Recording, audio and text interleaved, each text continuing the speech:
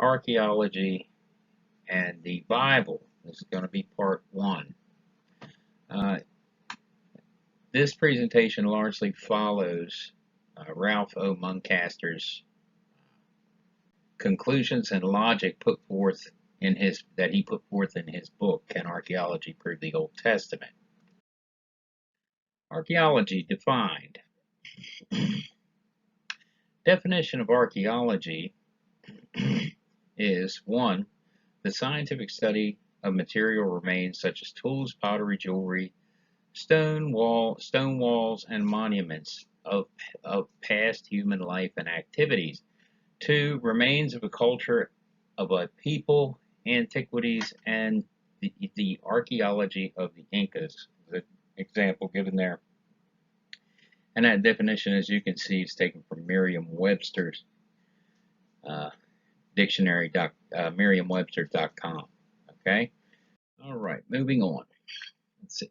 The biblical archaeology involves the recovery and scientific investigation of the material remains of past cultures that can illuminate the periods and descriptions in the Bible, be they from the Old Testament or the New Testament. That statement comes from Wikipedia.org. It is a segment about biblical archaeology. The territory known as the Middle East was without a doubt the location of the events that inspired the writing of the biblical text. The purpose of this study, 1, to help you know that the Bible is historically accurate. 2, to strengthen your faith in God and His Word. And this picture below, of course, is one part of the Dead Sea Scrolls.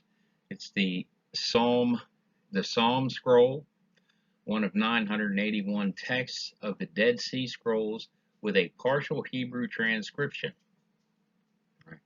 The material it's written on is called papyrus and bronze writing, mostly Hebrew, Aramaic, Greek, and some other, Aramaic,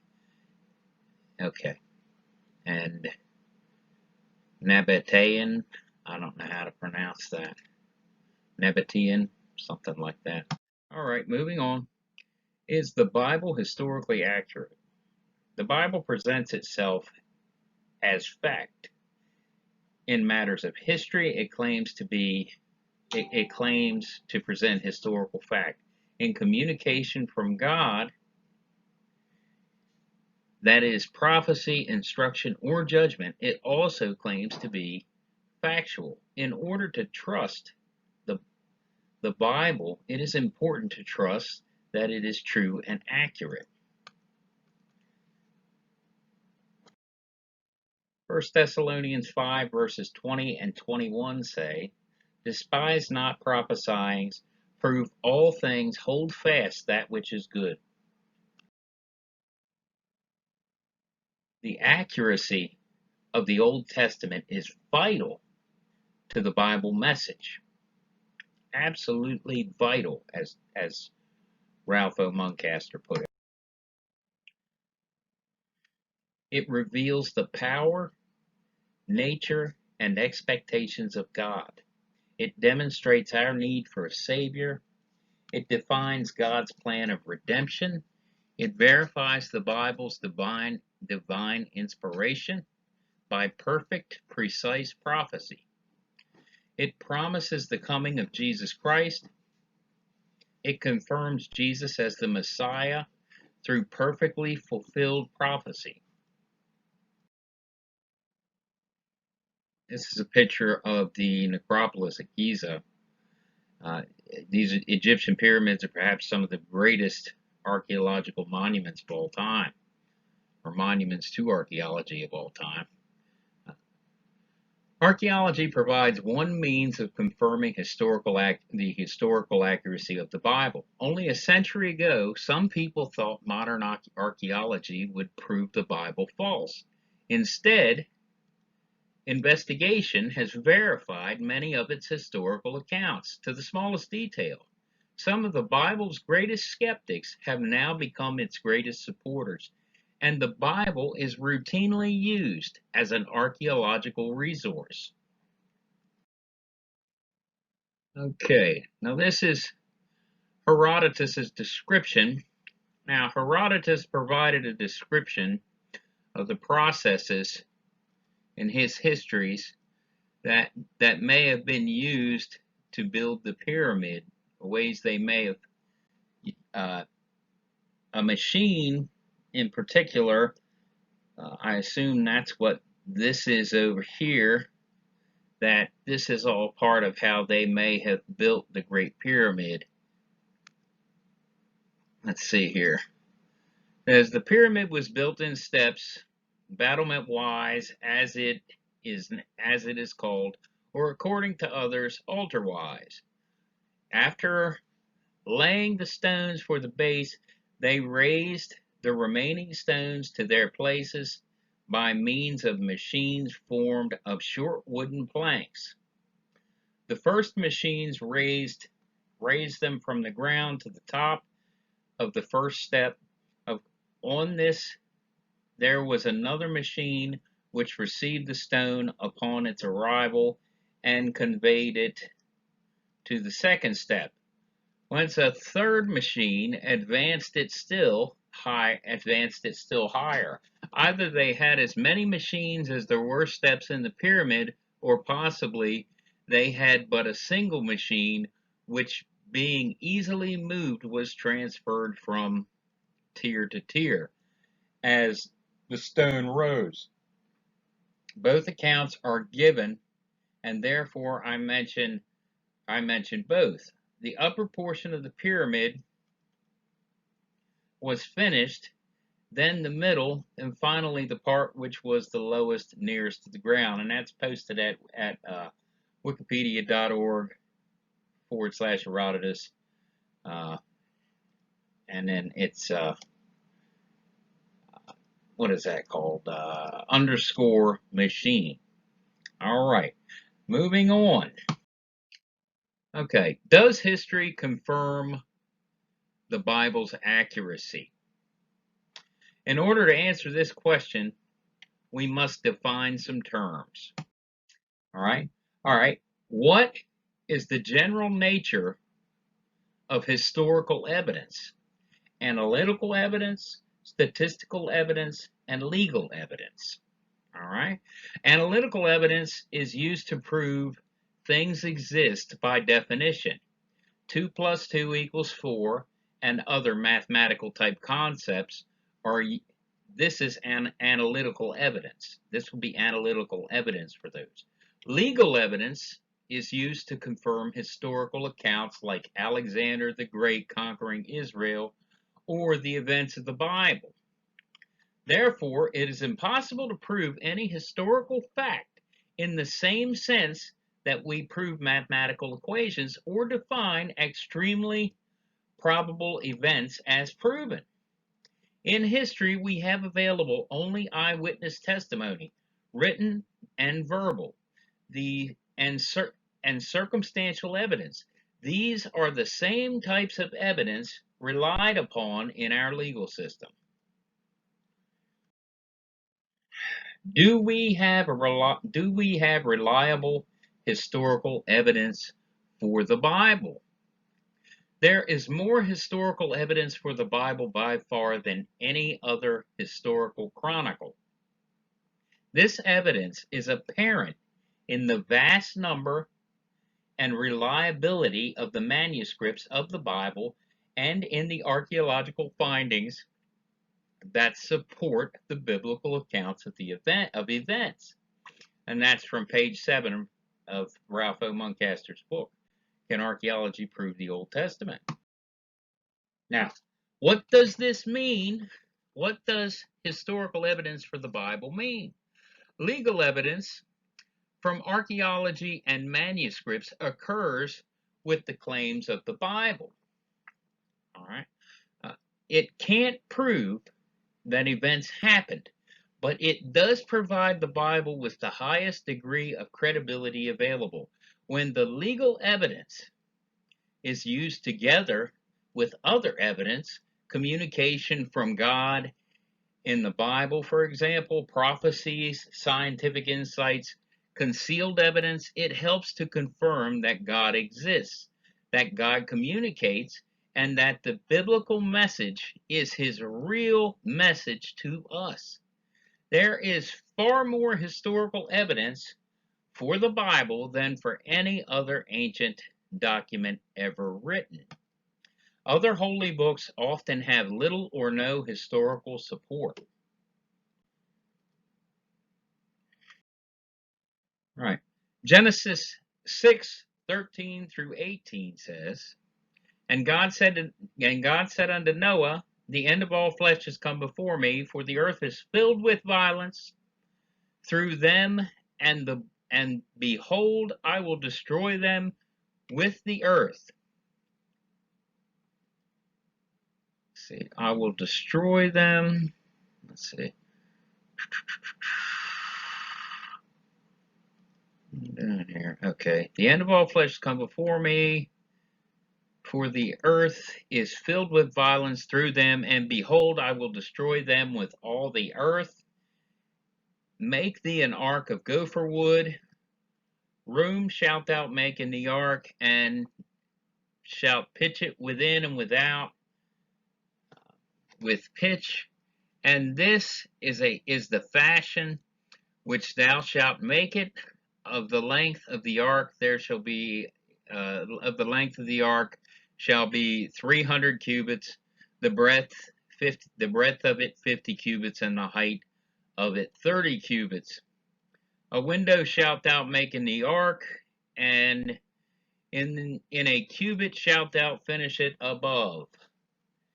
And the door of the ark shalt thou set in the side thereof, with lower, second, and third stories shalt thou make it.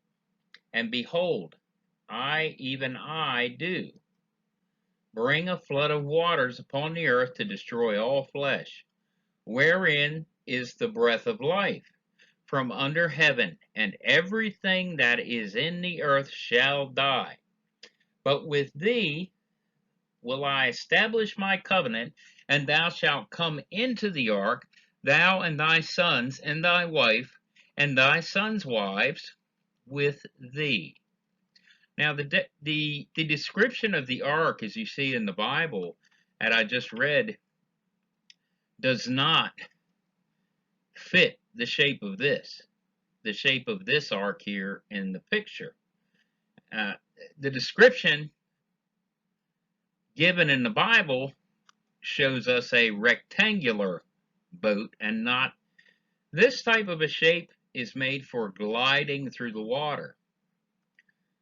This type of shape is made for gliding through the water, and it's made for being able to direct the boat also. But this was not a boat, this was an ark. It was just a flotation device. Noah wasn't going anywhere. He was just except up. All right, now this is near the top of Mount Ararat, seen from an Armenian photo in Turkey. Explorers claim to have found Noah's Ark. The following information is posted on arcdiscovery.com along with this image. It is the shape of a boat with a pointed bow and a rounded stern. The exact length, as noted in the biblical description, is 515 feet, or 300 Egyptian cubits. All right. Egyptian, not Hebrew cubits, would have been known to Moses, who studied in Egypt, then wrote Genesis. All right. It rests on the mountain in eastern Turkey, matching the biblical account. The ark rested upon the mountains of Ararat, Genesis 8:4. Ararat being the name of the ancient country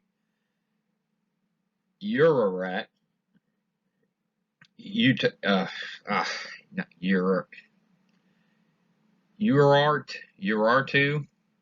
I'm not sure about the pronunciation, which covered this region.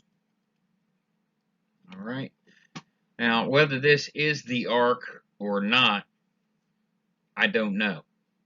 And I don't really think they do either. But it seems like it may be. But this teardrop shape was apparently formed by the sediments, I guess, running down the mountain around it. And supposedly, from what I understand, this is a common thing. Anything, when liquid flows around an object, it creates a teardrop shape. All right, so enough of that. All right, many will know who Ron Wyatt is. In this image, we see one of the large stones Ron Wyatt saw that were like Mediterranean drogue or anchor stones he had seen in books. Stones he believed helped the ark's bow turned into the waves and prevented it from being swamped. Now, this contains, let's see here, he goes on to talk about the metallurgy, the actual scientific analysis of the material there with that rock, and it contains high-tech metal alloy fittings as proven. Wait a second, hold on. It is, let's see, the ark's bow, high-tech metal alloy fittings as proven by separate lab analysis, then performed later by Kevin. I believe he's talking about the metal findings, let's see, metal fittings which man made metals. I believe he's talking about the construction of the ark here and not this stone in particular. But this stone here in our image that's posted on, let's see, In Search of Noah's Ark, Wyatt's Quest. Let's see. Yeah, this is posted on WyattMuseum.com. Okay, this stone, he's suggested it was used to hang off of the ark so that it would stabilize it and turn it into the waves. All right, which seems to make sense. All right, now they go on to talk about the description of the building of the ark, and he's talking about these metal, man-made metals, which were used as pins for fitting these beams together on the ark. I'm assuming that's what he's talking about here. It says vertical rib timbers on its side comprising the skeletal structure of a boat. Regular patterns of horizontal and vertical deck support beams are also seen on the deck of the ark. All right. Occupied ancient villages at the site at 6,500 feet elevation, matching Flavius Josephus' statement. Its remains are shown there by the inhabitants to this day.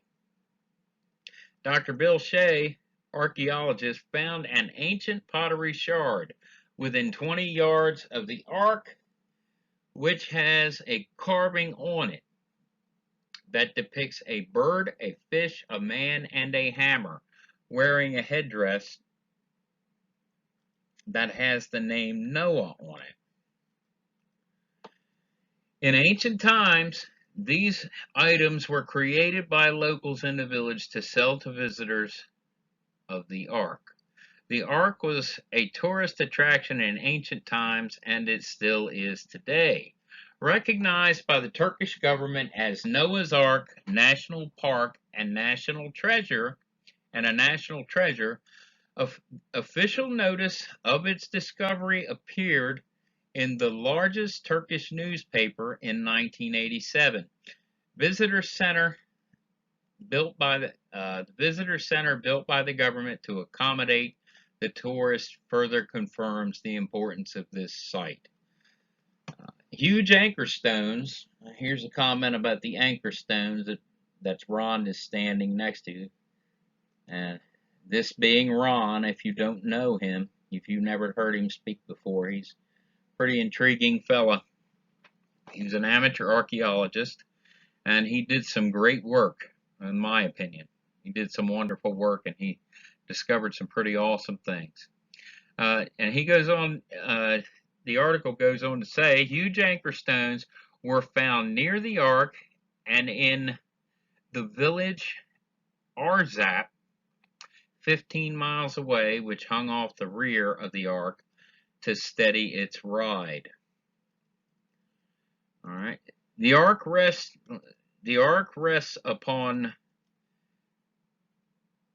Keznakadag Mountain, which is translated Doomsday Mountain. That's apt. Dr. Saley, these names are terrible. All right, this guy is a professor at, the guy they're quoting here is a professor at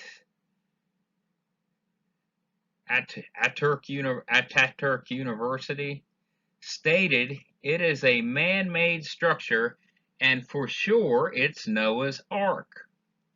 Common sense.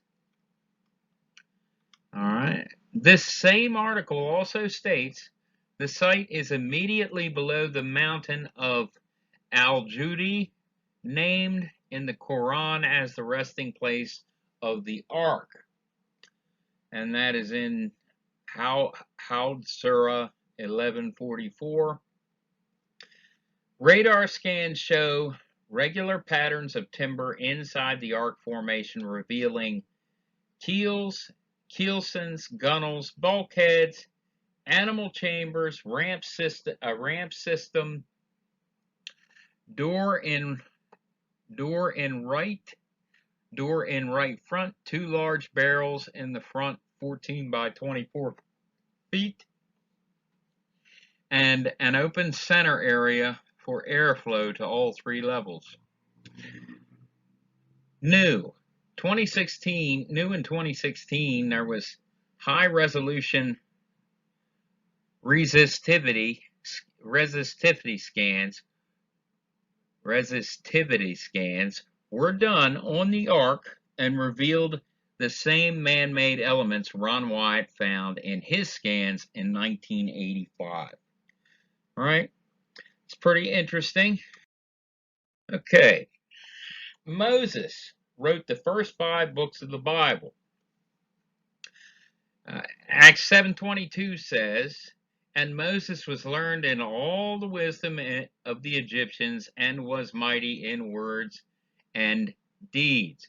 Moses was as highly educated as an Egyptian royal could be, Acts 7:22 says. In the 1800s, scholars who followed the methods of higher criticism believed that Moses could not have written the first 5 books of the Bible, since they argued written culture had not developed adequately to create such a system of laws. This is the Code of Hammurabi. All right. In 1902, the Code of Hammurabi was discovered, a record of law in Babylon prior to 1750 BC. When discovered, it verified that even other cultures had advanced systems of writing and law. Egypt to the Exodus is thought to have happened between 1914 BC and 1577 BC. All right. Is absence of evidence evidence? Is absence of evidence evidence of absence? Some people say no evidence means that it didn't exist. So far, no patriarch name inscription previous to Moses has been found on any clay tablets. But we should not expect to find such records.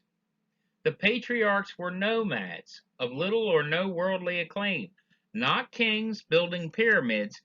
Even so, many other ancient writings do cite biblical events and people, for example, the Quran of Islam. Right? Concerning the books of prophecy, Deuteronomy 13, verse 5.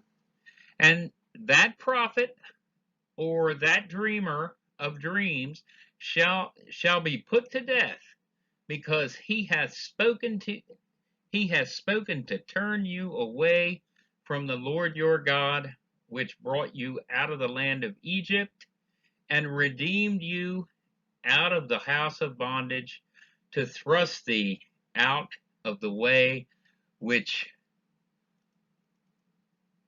the Lord thy God commanded thee to walk in. So shalt thou put evil away from the midst of thee. Prophecy was extremely important to the people of Israel and was regarded as a vital test of someone speaking for God. Hence, that is, thus saith the Lord. It was deemed to be of God if a person said, thus saith the Lord. If the prophecy did not come true, the false prophet was to be put to death per the law of God. Okay? Now we have a segment that was comes from Sarah Pruitt's article called "Explore 10 Biblical Sites and with Photos. These tantalizing archaeological finds may or may not offer material evidence of ancient locations, characters, and stories written about in the Bible." And this is of course written by Sarah Pruitt, and on March 19th, 2019. All right, you can find this material at the site www.history.com, top 10 sites, biblical archaeology. All right, let's see here. Okay, this is Tel Megiddo.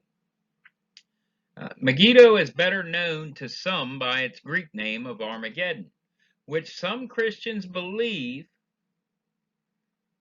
will be the site of the end times battle prophesied in the book of Revelation. Archaeologists have uncovered an astounding 26 layers of human occupation at this site, which is located about 30 kilometers southeast of Haifa, Israel, a leading Canaanite city. So it's Haifa, Israel, and it was a leading Canaanite city during the Bronze Age.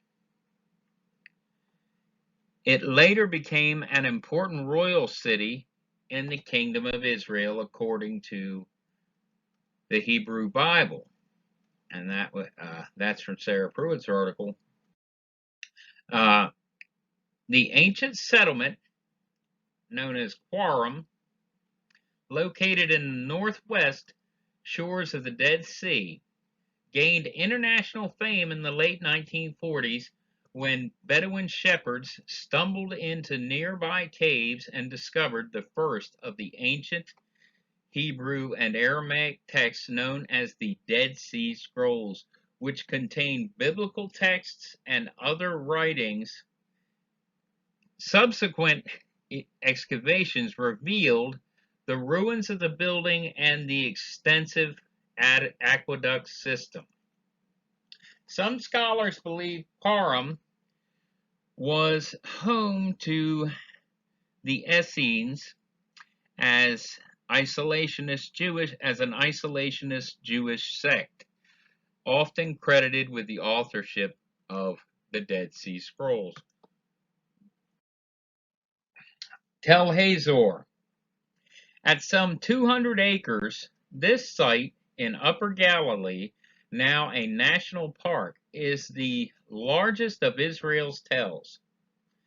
The artificial mounds that have formed over centuries of human settlement as older buildings crumbled and new ones are built according to the Old Testament, Hazor was the site of one of Joshua's key victories in his conquest of Canaan after Moses' death. He supposedly burned the city to the ground, clearing the way for the Israelite settlement. Excavations and are ongoing and Though some evidence of burned materials and structures have surfaced, archaeologists are still debating whether the biblical battle actually took place. I think you're going to find out, folks, that if the Bible says that it happened, it happened. And this is Machaerus. This is where John the Baptist was put to death. This ancient desert fortress located just over 30 kilometers to the southwest of Madaba, Jordan, sits atop a hill overlooking the Dead Sea. After its destruction by Roman troops, King Herod the Great rebuilt Machaerus and used it as a military base. The Bible and Jewish historians Flavius Josephus identified the place as the site where, as I said, John the Baptist was imprisoned and executed on the orders of Herod the Great's son, Herod Antipas. And that is, as I said, from Sarah Pruitt's article at History.com, news top 10 biblical archaeological sites or finds or something of that nature. All right, moving on. The old city of Jerusalem, current location, Israel, also claimed by Palestine. According to Jewish tradition, the Temple Mount, which now lies within a walled compound inside the old city, was where God gathered the dust to create the first human, Adam, and where King David's son Solomon built his first temple, circa 1000 BC. Later torn down by the Babylonians, Muslims also worship at the site, now home to the Dome of the Rock, the an Islamic shrine, and the Al-Aqsa Mosque. These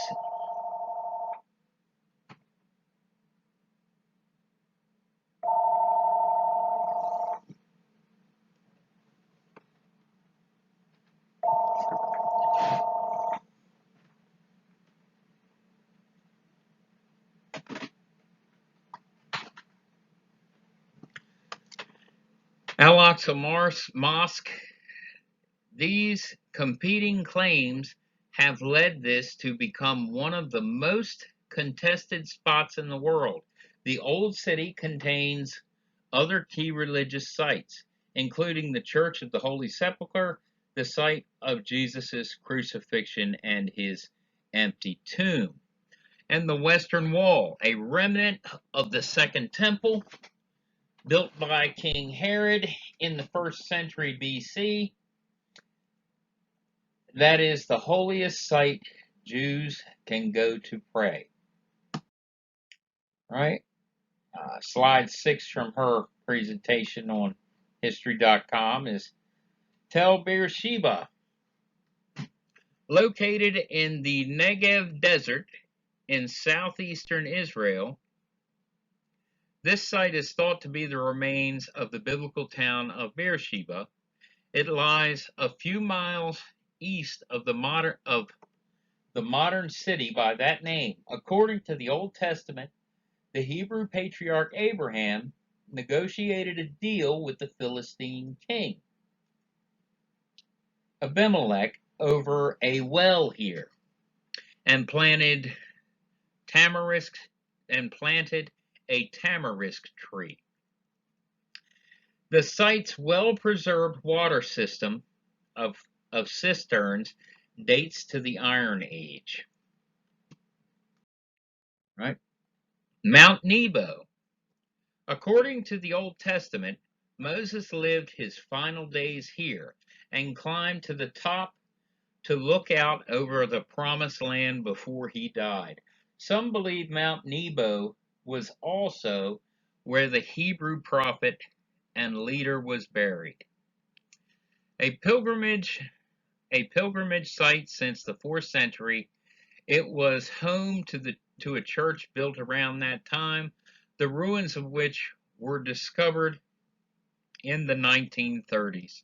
Mosaics created in the 6th century by Byzantine-era monks are still on view, as well as stunning views of the Holy Land and the Jordan Valley from its peak. All right, this is Petra. This ancient city, carved into the red rock cliffs of Jabal al Madhaba, I'm not sure about the pronunciation, near the Dead Sea in southern Jordan, was known as Selah in the Bible. Scholars believe that Petra was likely built circa 312 BC by the Nabateans, a mysterious ancient Arabian society that founded an independent kingdom with its capital here. The world-famous ruins still yield new discoveries, such as the massive, mysterious structure found near its center in 2016, which scientists spotted using Google Earth, satellite imagery, and drones. Right.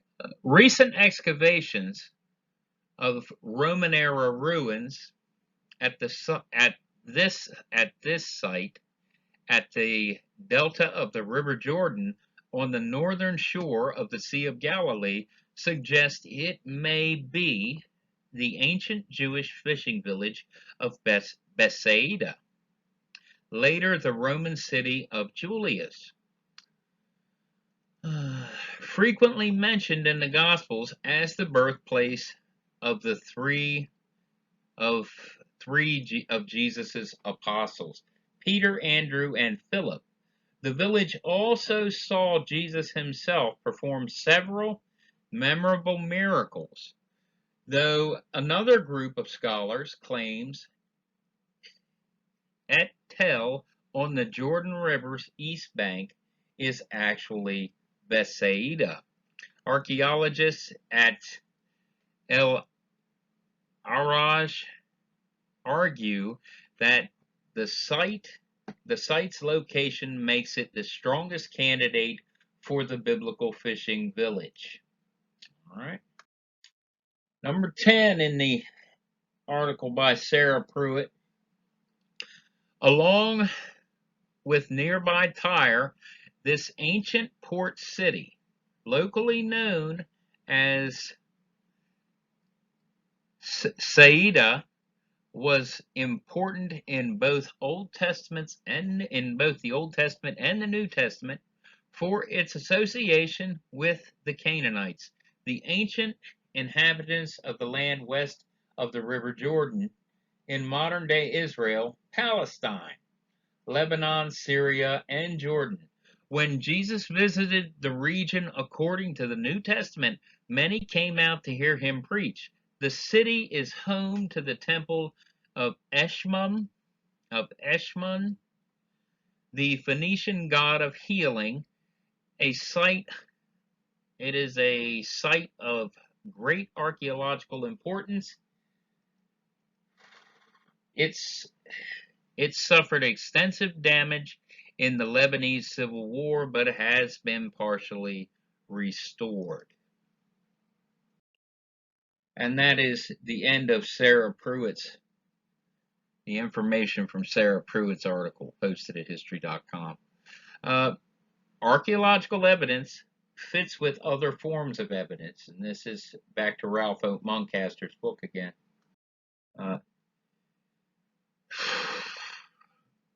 All right, you may recognize these two guys. All right. Written confirmation by eyewitnesses, written confirmation from historians, confirmation by hostile witnesses, circumstantial confirmation by artifacts and other remains. All right. Okay. Now, this is an example of some pottery from the different time periods that archaeologists have discovered. Seldom do people leave behind inscriptions of dates or valuable dated materials such as coins. However, the vast amount of pottery left behind with obvious style changes that can be referenced to dates and abundant and reliable source of dating. As an example, the oil lamp in the example shown, the oil lamp in the example, the lamps in the example show a very distinct progression of style readily recognizable by archaeologists. By archaeologists, such lamps are very commonly found in the Holy Lands, and you can see this progression. This is 331 BC to 158 BC, I believe, and as time goes on, I suppose they're refining. Well, they're refining. Well, they do the same thing that we do today. People refine things. You notice how cars in the 60s, 50s, 60s, 70s were large bubbles. They were heavy, big, heavy. And as time goes on, they get like toward the 80s, they become more boxy. But the cars are getting lighter as they go, and now they are more aerodynamic and more sleek to accommodate better gas mileage and better performances, or at least that's the idea. But people do the same thing with everything they create. As time goes on, they find more efficient ways of making things, and then they'll find ways of making an item which makes it perform better. And that's how you end up with all of these different types of lamps, but they all have very similar designs. They all hold oil, and they all have a wick, and your wick would come out here, and it would just lay out here, and your oil will go in here, and the wick, just like a wick today, pulls the oil out of the reservoir, and it burns the oil on the end on the wick. So, and moving on. But this is a better picture of the progression of these different types of lamps. Dr. Muncaster, Ralph O. Muncaster has shown in his book. In consequence, the Hellenistic period is usually accepted to begin in 323 BC with Alexander's death and ends in 31 BC. The consequence, so that would be, let's see, okay, the consequence, 31 BC, with the conquest of the late Hellenistic kingdom by Rome, the Legate kingdom of Egypt. For the Asian part, we could lengthen it to 10 BC when the last Indo-Greek kingdom was conquered by Indosacus, April 28th. The article that that statement came from was by Indosacus, April 28th, 2011, and it is posted at www.ancient.eu Hellenistic period. All right, but this just shows the progression of the different types of lamps and the periods in which they can be found. And when they find a lamp like this, they know it came from this period, or at least they have a pretty good idea that it came from that period. Okay, moving. All right, this next segment is called 6 Recent Archaeological Discoveries That Affirm Scripture. written by Karen Engel, Wednesday, July 24, 2019. Articles, Bible study, and it is posted at https://bloglogos.com. There's the web address if you want to check it out. That's the next set of discoveries. Okay, each time an artifact related to the biblical narrative is unearthed in Israel or the surrounding lands of the Bible, it becomes a witness to the perfection of God's word, and it happens all the time. Here are 6 recent archaeological discoveries that affirm some rather obscure details in the Bible.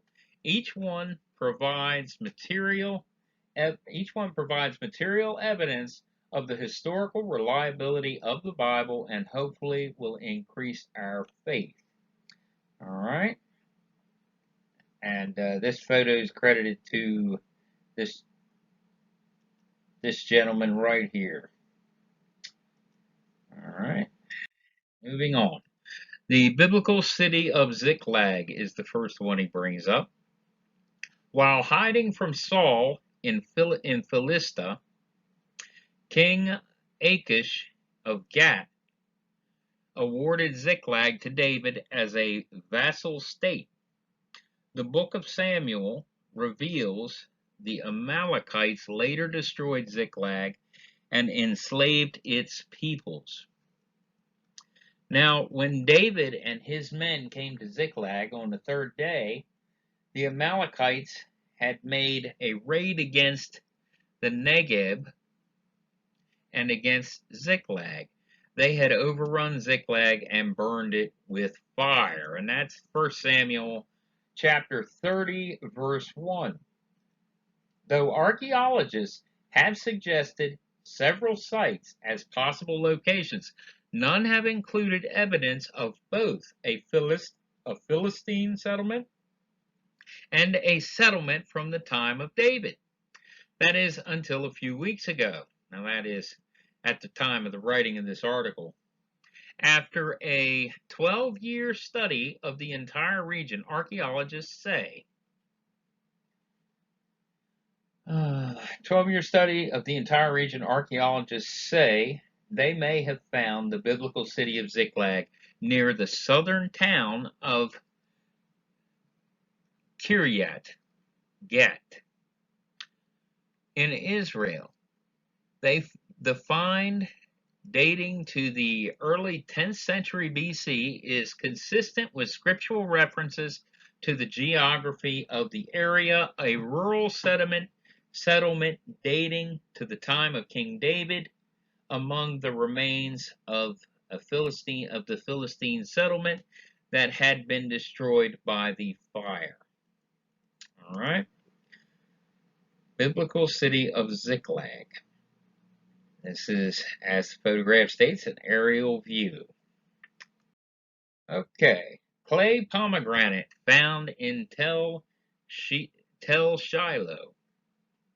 A distinct Jewish symbol, pomegranates were one of the 7 species of Israel. And they're mentioned in Deuteronomy 7:12 through 11:25, and were common tabernacle and temple motifs.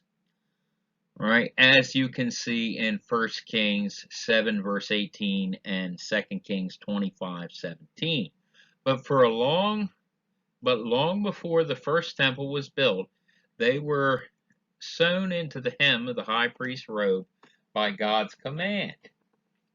On its hem you shall make pomegranates of blue and purple and scarlet yarns around its hem, with bells of gold between them, a golden bell and a pomegranate, and so on. That's why the 2018 discovery of a small, fully intact ceramic pomegranate at Tel Shiloh, the site where many believe the tabernacle rested, in Joshua 18, verse 1, bolstered scholars. The clay pomegranate fits the description in both shape and size of the pomegranates that hung from the priest's robes. From some scholars, the discovery of the pomegranate affirms the sacredness of Shiloh. And see Jeremiah 7:12 for the Jews in Israel's early days. All right, moving on. This is a Becca weight from the Temple Mount. A small weight dating to the first temple period was unearthed at the southwestern corner of the Temple Mount, in soil removed from the western wall just north of the city of David in the era of Robinson's Arch. The Hebrew word Becca inscribed on the weights is equivalent to half a shekel, or about 20.20 ounces. Exodus 38, verse 26 explains these small stones served as the measurement for the half shekel temple tax. The silver from those numbered among the congregation, a Becca per person. That is half a shekel according to the sanctuary shekel. When Jews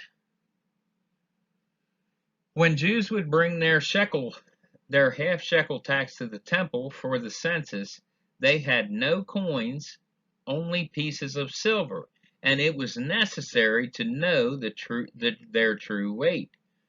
Silver pieces were weighed based on the Becca weight. So they weighed the silver against these stones. These stones were used to determine how much silver you brought to the temple. Very interesting. Okay, 5 rare coins from Jerusalem. Though small, these 5 coins are a big find. The Temple Mount Sifting Project discovered 5 rare coins dating from the 4th century BC, from around the time described in Ezra and Nehemiah. These 2 books document the Jewish people returning from the Babylonian exile, and beginning construction of the Second Temple by decree of Cyrus the Great. Bearing the inscription in ancient Hebrew, Judah. They are believed to be some of the earliest evidence of Jewish coin minting in Israel.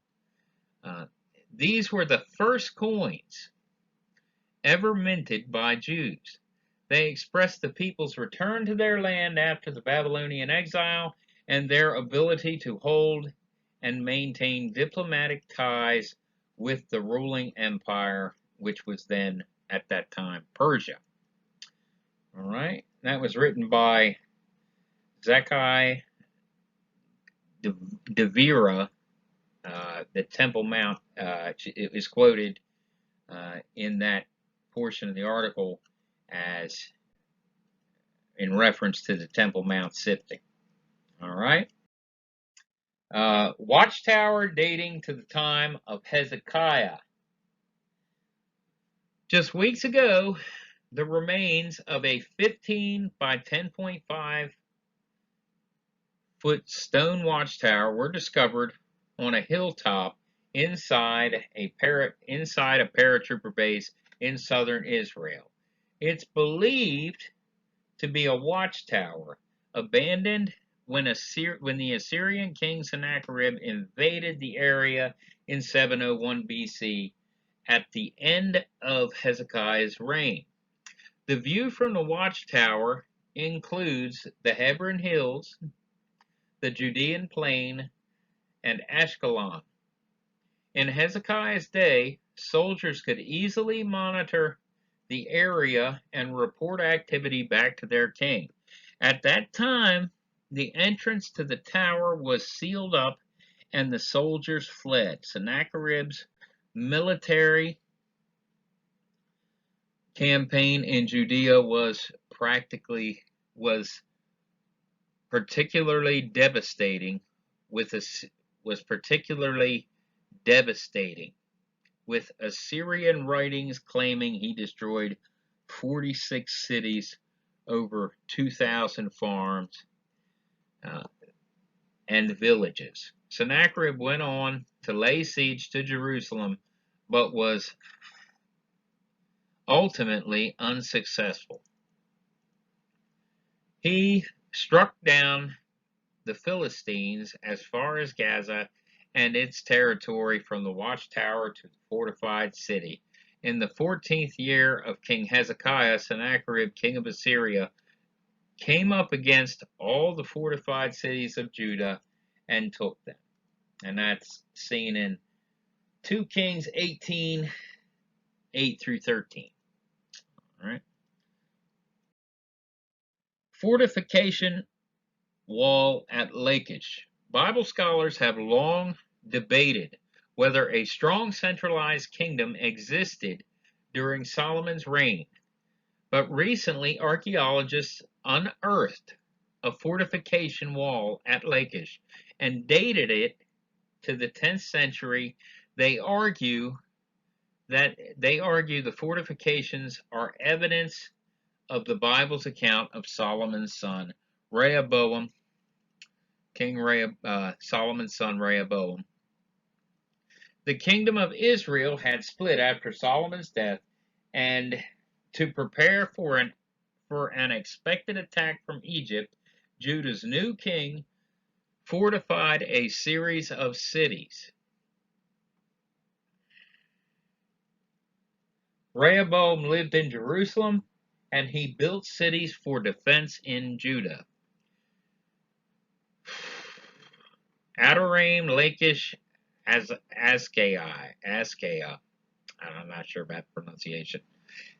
He made the fortress strong and put commanders in them and stores of food, oil, and wine, and he put shields and spears in all the cities and made them very strong. So he held Judah and Benjamin. And that's in 2 Chronicles 11, verse 5, chapter 9, 11, and 12. 11, 5, 9, 11, and 12. Okay? Though some scholars disagree, others stand firm that the finding shores up the biblical account of the book in the book of the Chronicles. For more information on biblical archaeology and recommended biblical archaeology, I recommend Archaeology of the Land of the Bible, 3 volumes he recommends. Okay? And that was written by Karen Engel. She received her MA in Biblical Studies and Theology from Western Seminary. And she did a wonderful job on that article, by the way. All right, moving on. Long lifespans. In Genesis 5, verse 25, and Methuselah lived 187 years and begot Lamech. Scientists have discovered on ancient Babylonian tablets claims of early kings living thousands of years. Can archaeology